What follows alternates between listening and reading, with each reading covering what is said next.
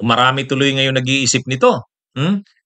Kasi, tinanggap na ni Lacson yung ano, yung pagiging, Blue Ribbon Committee Chair.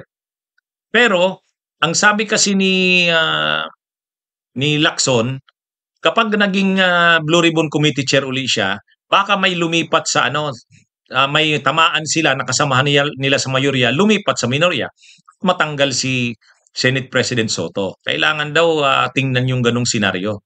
Ay bigla, ito namang si Soto nagsabi, si Villar hindi naman ano 'yan, sa tingin niya daw wala daw 'yan involvement sa mga anomalya sa flood control. Kasi real estate daw ang negosyo niyan, mayaman 'yan. Parang liniligtas ni Soto si, Villar. Kompromiso ba 'yan? Kompromiso ba 'yan na hindi naiimbestigahan ni Lacson ang mga bilyar? Ay kapag ganyan hindi maganda 'yan. Dapat imbestigahan pa rin ang mga bilyar. Managot ang managot. Lahat ng sangkot dapat managot.